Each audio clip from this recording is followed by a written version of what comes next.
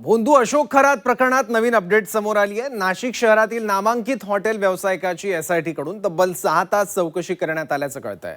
कोणत्या प्रकरणात या हॉटेल व्यावसायिकाची चौकशी करण्यात आली आहे पाहूयात। खराशी संबंधित हॉटेल व्यावसायिकाची चौकशी। चौकशीत 6 तास प्रश्नांचा भडीमार। खराच्या जमीन खरेदीतल्या साथीदारांचा शोध।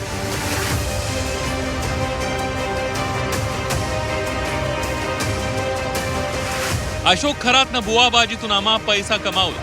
हा काळा पैसा त्यानं जमिनीत मोठ्या प्रमाणावर गुंतवला। अशोक खरातच्या लैंगिक शोषणाच्या प्रकरणाचा तपास आणि चौकशी सुरू असताना त्याची काळी संपत्ती खणून काढण्याचं काम एसआयटी करू लागली आहे। काही दिवसांपूर्वी काही नगरसेवकांची चौकशी झाली असतानाच आता या प्रकरणात नाशिकमधील एक हॉटेल व्यावसायिकही चौकशीच्या फेऱ्यात सापडला। मंगळवारी दुपारपासून नाशिकमधील एका हॉटेल व्यावसायिकाची एसआयटीनं तब्बल 6 तास चौकशी केली। खरातनं अनेक जमिनी खरेदी केल्या। त्या जमीन व्यवहारात या हॉटेल व्यावसायिकानं मध्यस्थाची भूमिका बजावल्याची माहिती समोर आली होती। या माहिती संदर्भात एसआयटीनं पडताळणी करण्यासाठी या व्यावसायिकाला बोलावलं होतं। व्यावसायिकाला चौकशीत काही प्रश्न विचारण्यात आले। अशोक खरात आणि तुमचा संपर्क कसा आला? कुठे कुठल्या जमिनी आणि प्लॉट विकत घेतले? संपूर्ण आर्थिक व्यवहार तुम्ही सांभाळले आहेत का? मखमलाबाद मधील जमीन व्यवहाराशी तुमचा काय संबंध? खरात सोबत जमिनी खरेदी आणि विक्री केल्या आहेत का? खरात तुमच्याकडे किती वेळा हॉटेलमध्ये स्टे करण्यासाठी आला? असे प्रश्न विचारण्यात आल्याची माहिती आहे। हॉटेल व्यावसायिकांनी दिलेल्या प्रश्नांची उत्तरं याची पडताळणी केली जाईल।